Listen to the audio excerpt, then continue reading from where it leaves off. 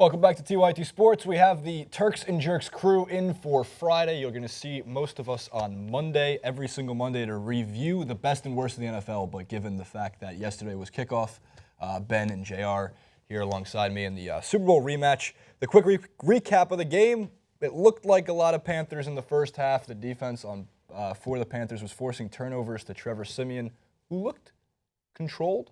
Looked better than most expected, was getting the ball downfield, a couple mistakes here and there. Yeah, there's a little Donald Trump lower in the bar there. I thought the passes were soft.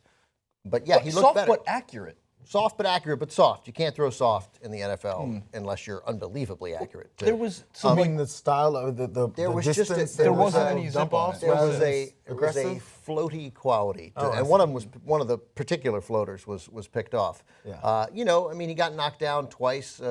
You could argue getting knocked down is just random chance. Has nothing to do with the quarterback. But he did miss that wide open touchdown. He did? To Green, right? Yes, it was wide open in the back of the end zone. Couldn't have been more open. And, you got to get it to him. You shouldn't get that knocked down. But, look, for his first game, my hunch is that's not their long-term answer at quarterback. I'm wildly over-speculating based on one game. He looked fine, and they want to control. Look, Peyton Manning wasn't good last year. So that's why taking them at +3 yesterday, +3.5 in some books, I only got them at +3, just made so much sense. Like, if Trevor Siemian is merely below average, he'll be as good as Peyton Manning was last year, and they're at home with that defense. Why are they underdogs? Right. I mean, and honestly, they should have lost the game. I mean, keep Denver, I actually thought Denver should have won by 20, given the fact that you replace him with any average to experienced quarterback, and he's not going to miss a receiver in the open back of the end zone. You're saying before the game. Because you're saying of personnel, based on what happened in the game, they should have lost. I think, it depends on how because to me, three of their first four drives, they turned the ball over inside the 25-yard line. Like, if they don't do that, then they would have had points out of those drives and they'd have won easily. But the fact that they did that is I got you, but one of them was freakish, the ball getting knocked down, depending on how you want it from a rookie quarterback. The other's the fumble. Booker fumble, Fumble, fumbles are random, man. Anybody can fumble. And so it was just, but they moved the ball. Like, that was what was most encouraging. Because when they were down 17-7, I kept thinking, they moved the ball. Like, if they can get some stops, what was impressive to me was 5 straight times on that second Panther touchdown drive, at least 4, converting serious third downs. 3rd and 6, 3rd and 6, 3rd and 7, 3rd and 10. And Cam, each time, easily got That's it. what I'm talking about. Right. That's another reason they should have lost. Yeah, they shouldn't give all that up. If you look at it that way, then it came down to Gano.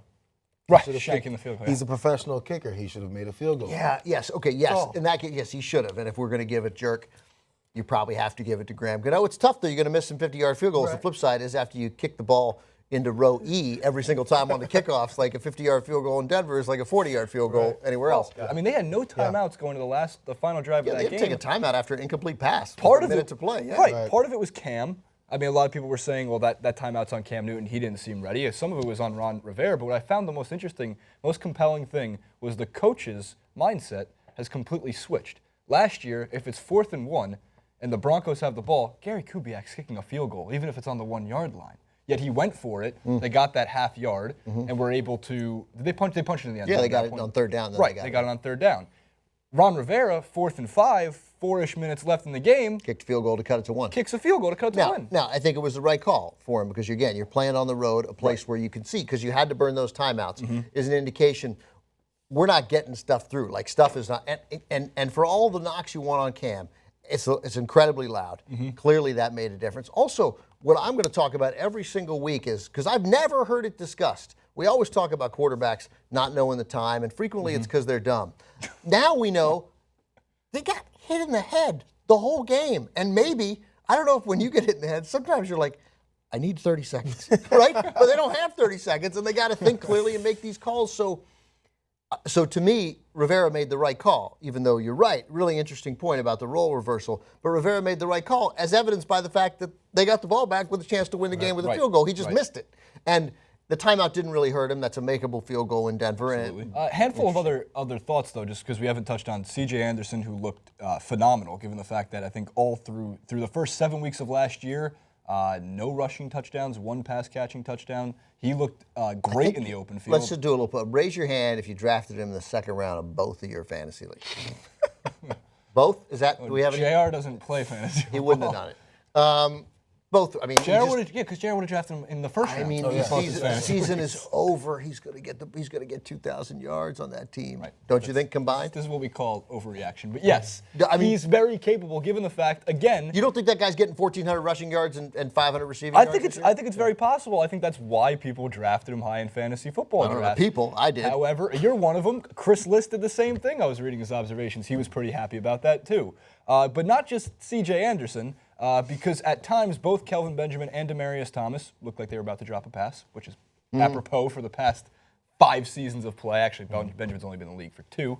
And then lastly, Cam Newton's been the biggest talking point Friday morning. A lot to do with the targeting, a lot to do with that call that you got cut out of on your DVR. And interesting I saw him talk about it for 3 minutes. Right. I didn't see what happened afterwards. After the press conference. Although one of the things he said that I found very interesting from Cam Newton was he told the media that he knows the media wants him to react a certain way given the outcome of that game, and he wouldn't give it to him. He just said, I played shitty. We played shitty. But I mean, we need to play better. But it seems like my point being is I'm the first person to always say they got to call targeting when it happens because I can't watch players just die on the field like we've seen in the past. Not literally, it's for exaggeration. Right. However, if you're that self-aware of what's going on around you in a post-game press conference, you probably would have passed a concussion protocol. You're probably fine. And besides, the fact is, who in their right mind, as much as I might disagree with it, is going to take the MVP out of a game on a game-winning drive with 40 seconds remaining? I mean, people who get how serious concussions are. That's who takes them. Yes, but what about those 5? This is the 5th year that they've had these doctors who have the power to overstep the boundary. The system, maybe they don't really have the power. Maybe they say they have the power, but tangibly on the field, no. I mean, you got it. You can't go in there and do it. Like I got it. These guys want to play. Right. Cam Newton has incredible, intense professional pride. Yes. Right. He's an elite player, and obviously he doesn't want to come out. And obviously Ron Rivera doesn't want to take him out. Right. But you have to have a system by which they come out. It's weird the number of things that happened in this game yesterday for our opening game was awesome. Because then also there was another wrinkle to this because of the concussion protocol.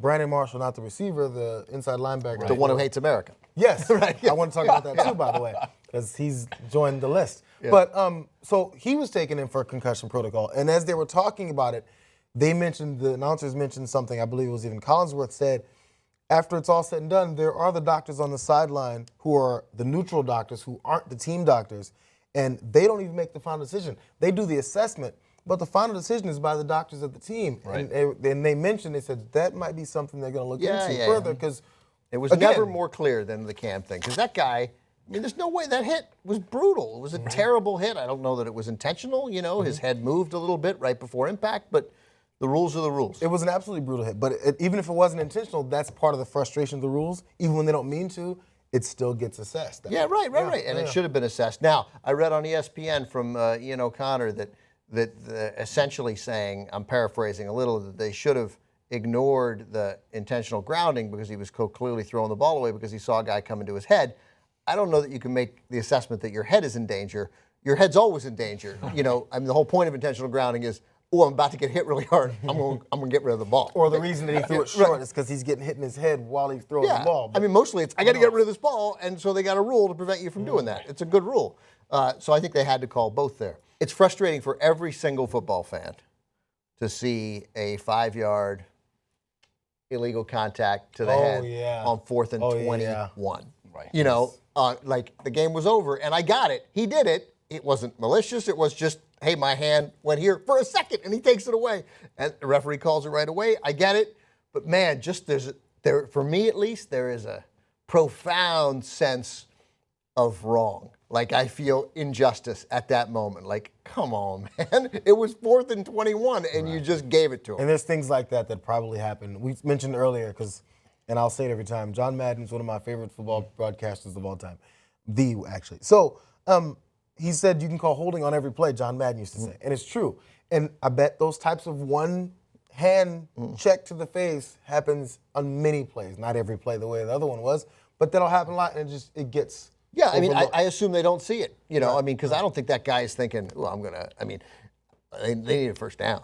You know, I mean, and I love Gene's territory. And, like, he was so nice to Trevor Siemian, and he was joking around with Cam. Like, I like this guy. Like, you know, But they missed a lot of calls to Cam's head. There's no question. I suspect that that's going to be a significant reminded point of emphasis. I bet on Sunday we see a lot of calls. And you know That would be interesting if they start No, calling. and sometimes there's human nature. Cam Newton is a large individual.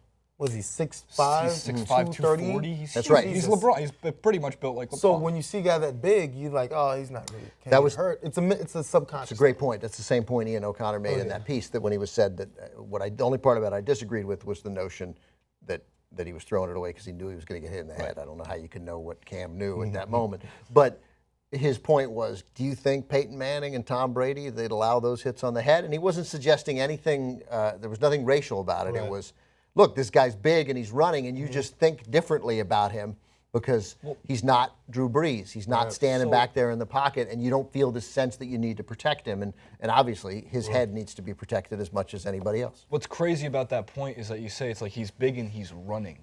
That changes running. it. The running is what changes it. That's right, Peyton sure. Manning is about the same size as, at least Right, height-wise. but he's just Tom standing Brady's there. Right, they're just big. I mean, these guys are big guys. And maybe it should be a little different when you're running than when you turn into a runner. The rules are a little bit Well, different for a quarterback. he's got the flak jacket, Right. a literal flak jacket on him. And those, and some of it's random. You're going to get hit in the head, but obviously there could have been other calls made clearly during the course of that game about blows to Cam's head. But I loved Simeon's first throw, that quick slant to Demaryius Thomas, and some Panther gets up in the way, and so he stepped around it and still threw it. Like that was just, after that I was like, oh, look at that guy. Right. Look So at that it cool shows like customer. he's still, exactly. Yeah. He's still thinking he's in the moment, but he's not panicking. Like I got to get this off. Like he's seeing the He play. saw it, I thought that was really encouraging. Wrap it up, Turk, J.R. Jackson, Jerk, Ben, make it easy. Everything's in the description box below. Subscribe to the channel, goes a long way, and check out our NFL preview clip coming up next.